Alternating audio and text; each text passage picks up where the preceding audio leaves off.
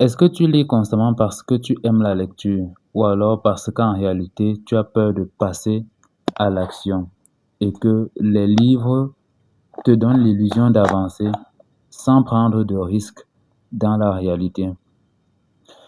Dans cette vidéo, je vais partager avec toi la possibilité de distinguer entre une lecture qui est passionnelle, d'une lecture qui est défensive ou d'une lecture qui essaie un peu de t'amener à fuir la réalité. C'est ça qu'on appelle une lecture défensive. La première chose à observer, c'est la qualité de ta relation avec la lecture elle-même. Une personne qui lit par passion ressent habituellement de la joie, de l'enthousiasme, de la curiosité et même du plaisir dans l'acte même de lire. C'est comme un exercice où il se plaît continuellement à le faire. Alors qu'une personne qui lit pour éviter ressent très souvent autre chose que ce que je viens de citer. C'est par exemple un soulagement, une réduction du stress, une réduction de la sensation de gêne. La personne se sent en fait un peu mieux comme si elle était dans sa zone de confort. Donc, la lecture ici, c'est un peu comme un habit, un masque, un moyen de fuir la réalité. C'est pourquoi elle se sent soulagée. Comme si le livre était comme une forme de permission pour ne pas faire ce qu'il sait qu'il devrait faire ou ce qu'elle sait qu'elle devrait faire. Du coup, pose-toi la question, honnêtement. Pose-toi ces trois questions fondamentales que je vais partager avec toi. Est-ce que tu lis pour intégrer ou pour accumuler? Parce que la lecture saine transforme, contrairement à la lecture défensive, qui, elle, fait autre chose. Quand la lecture, elle est saine, tu lis, tu digères, tu appliques et tu évolues. Du coup, c'est un peu comme tout un processus au fil duquel tu es en train de grandir chaque fois que tu te retrouves en train de lire. C'est tout un processus, c'est toute une machine qui est déclenchée. Et la lecture défensive, quant à elle, vise beaucoup plus à accumuler sans transformer ce que tu es en train de lire. Tu passes d'un livre à un autre livre avec le sentiment qu'il faudrait que tu lises encore davantage. Tu ne finis même parfois presque jamais un livre, mais tu penses déjà à un autre livre. C'est ça, la lecture défensive. Tu as toujours cette faim de lire, mais tu lis cette fois-ci pour accumuler et pour boucher un trou. Et du coup, si tu as lu par exemple 50 livres sur l'entrepreneuriat, mais que tu n'as pas encore fait le premier pas pour mettre en application, cette question, rassure-toi, elle a toute sa place. La deuxième question est celle de savoir, est-ce que tu te sens coupable quand tu ne lis pas? Parce qu'ici, la passion, il faut le reconnaître, ça s'apprécie. Contrairement aux symptômes qui, lui, s'imposent.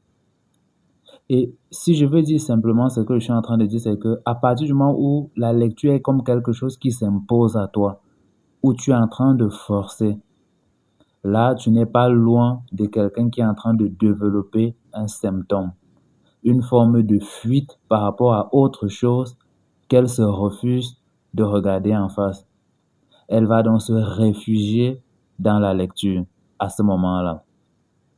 Du coup, si ne pas lire à ce moment provoque chez toi une forme d'anxiété, une forme d'agitation, une forme de malaise, un sentiment de perdre du temps, ce n'est pas du plaisir par rapport à la lecture, mais c'est beaucoup plus une forme de compulsion, l'expression d'un malaise. En d'autres termes, un symptôme, c'est-à-dire la manifestation de quelque chose que tu refuses de regarder en face. Et pour la troisième question, c'est celle de savoir, est-ce que tes lectures se traduisent en actes concrets dans ta vie? Si ce n'est pas le cas, là, il faut se mettre au travail. Parce que un livre sur la communication, par exemple, une fois qu'on l'a lu, est-ce qu'il n'est pas censé améliorer ta façon de communiquer? Et bien sûr, oui. Un livre sur la confiance en soi également, est-ce qu'il n'est pas censé modifier réellement ton rapport à l'exposition, à ta manière de te présenter, à ta manière de te défendre? Eh bien, oui. Et si ta réponse est systématiquement non, à ce moment, les livres remplissent une autre fonction que celle qu'on leur prête. Et si elles jouent une autre fonction que celle qu'on reconnaît à la lecture, à ce moment, clairement, il s'agit d'un mécanisme de défense, c'est-à-dire d'une réaction inconsciente, d'un processus inconscient, d'une manière de faire les choses que tu ne sais même pas et dont tu ne t'en rends même pas compte, qui en réalité a pour but de t'empêcher de faire face à la réalité. Et donc tu contournes la réalité à travers ces moyens-là. Et du coup, il serait plus intéressant pour moi, n'est-ce pas, de vous faire un peu voir les symptômes contre lesquels te protège ce comportement-ci. Le fait de lire comme étant un mécanisme de défense. Et pour le coup, si la lecture, comme je le dis, est défensive, en fait, elle protège à ce moment-là contre plusieurs formes de peur. Et j'aurais même dit contre des peurs simultanées, parmi lesquelles la peur de l'échec visible. Parce que tant que tu restes à te préparer, tant que tu restes dans ton coin à lire continuellement, tu as moins de chances de t'exposer aux yeux des autres et de t'exposer à ton propre regard. Ce qui fait que c'est un peu comme si tu restais dans ta zone de confort, tu restais à te maintenir dans une forme de zone bien protégée, bien en sécurité, pour ne pas affronter la réalité.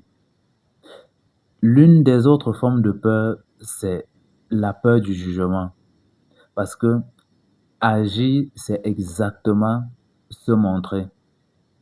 Et se montrer, c'est bien sûr, c'est risqué. Et c'est aussi risquer d'être évalué, d'être comparé. Et ça, c'est insupportable. C'est risquer d'être critiqué et comparé. Ça, c'est insupportable. Or, en restant dans un livre, personne ne te voit, personne ne te regarde, personne ne te compare. Tu restes dans l'ombre, tu restes dans ta propre préparation. Tu ne te vois pas au-delà. Et si je devais citer une troisième forme de peur, je parlerais quelque part de la peur de la médiocrité. Parce qu'à ce niveau, tu deviens ton propre juge. Et le souci, c'est que tu te juges en partant déjà du principe que tu es sous-coté, que tu es inférieur. Et là, c'est la peur de la médiocrité. C'est-à-dire une croyance profondément dite, n'est-ce pas? Une croyance profonde qui te dit que si j'agis maintenant et que je ne suis pas excellent, cela confirmera que je ne suis pas à la hauteur. Et ça, c'est très insupportable pour toi. Or, le livre, lui, chaque fois que tu restes là-dedans, ça repousse le verdict. Ça t'empêche de poser l'action et de voir concrètement si ce que tu crois est réel. Et une autre peur que j'aurais pu énoncer, celle-ci sera la dernière, c'est la peur de la réussite. C'est paradoxal, n'est-ce pas? Parce que paradoxalement, certaines personnes ont également peur de leur réussite. Parce qu'en réalité, réussir implique une nouvelle exposition et le fait de devoir assumer cette réussite-là. C'est le fait de devoir assumer les nouvelles attentes en lien avec cette réussite-là, une nouvelle forme de pression, en tout cas, une nouvelle réalité en lien avec la réussite. Et le livre, qu'est-ce qu'il permet à ce moment-là? De maintenir un confort dans la potentialité. Vous ne faites toujours pas face à vous-même. Et à partir du moment où vous en avez conscience, vous pouvez déjà enclencher le processus de guérison. Et voici à quoi ressemblerait donc un processus de guérison à ce moment-là. Guérir de la lecture défensive, s'il fallait dire quelque chose à propos, ne signifie pas arrêter de lire. Non, non, non, absolument pas. Mais il s'agit de toute autre chose. Et cela signifie littéralement changer votre rapport à la lecture, changer votre conception, votre manière de percevoir la lecture, changer tous les mécanismes qui autrefois étaient présents dans votre rapport à la lecture avec de nouveaux mécanismes. C'est ça que la guérison implique. Du coup, de manière un peu plus concrète, n'est-ce pas? Commencez à agir avec ce que vous savez déjà. Mais c'est important. Commencez par là. Acceptez que l'action soit le vrai livre.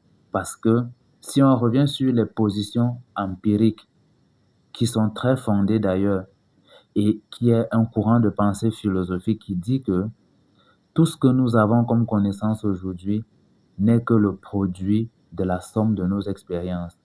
Et nous n'avons ces expériences que parce que nos sens sont en contact avec la réalité.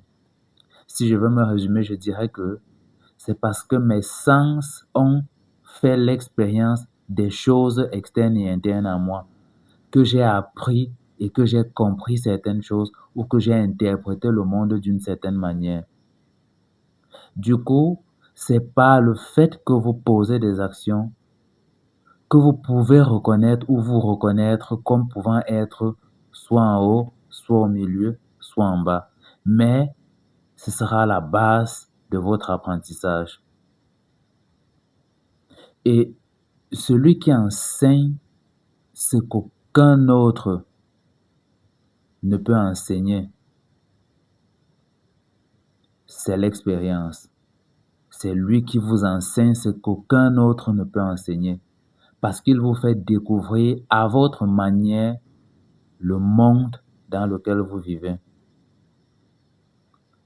Du coup, intégrez que pas encore prêt est une phrase qui peut se dire indéfiniment si on la laisse faire sur notre vie. Et qu'un jour, il faudra choisir entre la préparer éternellement et la vivre imparfaitement. Du coup, la vraie question n'est pas ai-je lu assez, mais plutôt qu'est-ce qui se passera vraiment si j'agis maintenant avec ce que je sais. Et la réponse honnête est presque toujours probablement quelque chose de meilleur que de continuer à attendre.